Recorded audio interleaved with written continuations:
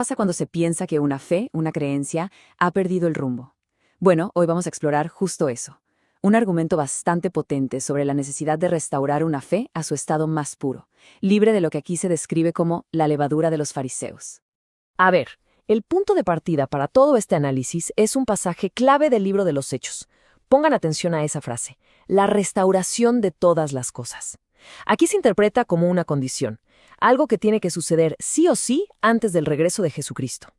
Y claro, esto nos lanza de inmediato una pregunta fundamental. Y justo aquí está la pregunta central, el meollo de todo este asunto.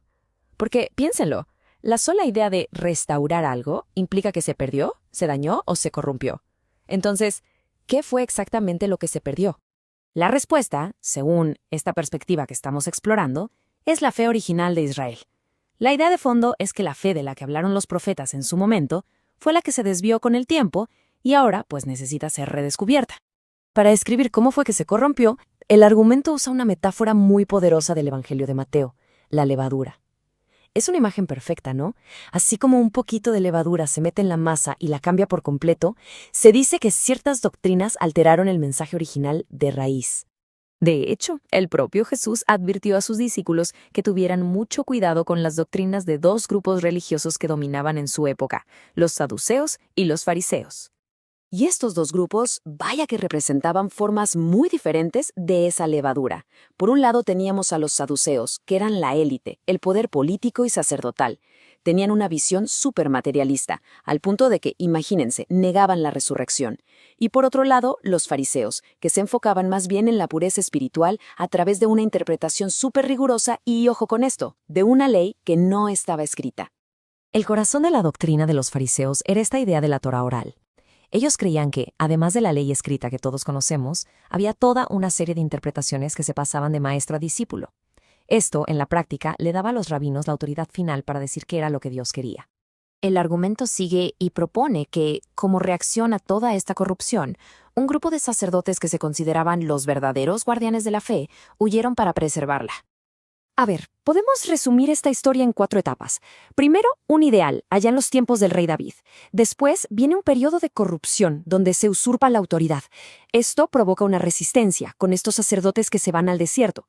Y todo culmina con un llamado a la restauración, liderado por figuras como Juan el Bautista y Jesús. Esta comunidad del desierto, que muchos conectan con los esenios, vivía una fe totalmente diferente. O sea, en lugar de meterse en la política de los saduceos o en la ley oral de los fariseos, su fe se basaba en la profecía, en la guía divina directa y en una vida comunal muy estricta, bien lejos de los centros de poder de Jerusalén. Así que la llegada de Juan el Bautista y de Jesús, que venían precisamente de esta tradición del desierto, pues preparó el terreno para un conflicto que era inevitable, el choque entre la revelación directa y la tradición heredada. Figuras como el apóstol Pedro defendían una idea que, la verdad, chocaba de frente con todo el sistema fariseo. Él decía que la profecía no sale de la interpretación privada de un sabio o un rabino, sino que viene de la inspiración directa del Espíritu. Y esto ponía a la fe nazarena en una oposición total con los principios del fariseísmo. Al final, el punto clave es este. ¿De dónde viene la autoridad? ¿De la tradición de los hombres o de la revelación de Dios? Esta advertencia del apóstol Pablo pega todavía más fuerte si recordamos que él mismo había sido fariseo. Él le decía a los nuevos creyentes que tuvieran cuidado con las tradiciones de los hombres, poniendo la conexión directa con Cristo por encima de cualquier filosofía o sistema que hubieran heredado.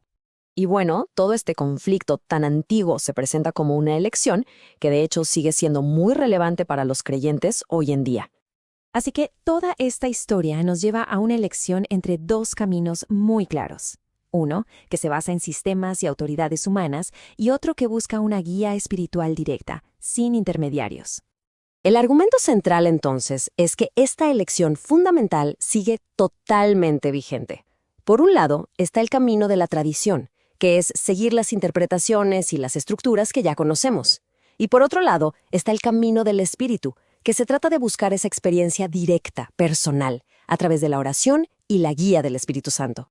Esto, en el fondo, sugiere que quizás es necesario ir más allá de las denominaciones y las tradiciones establecidas para de alguna manera redescubrir una fe más parecida a la de los primeros apóstoles, a la de los nazarenos. Y al final, Todo este análisis nos deja con una pregunta bien profunda sobre la naturaleza de la autoridad religiosa y de la creencia personal. Una pregunta que, la verdad, ha resonado a través de los siglos y sigue haciéndolo hoy.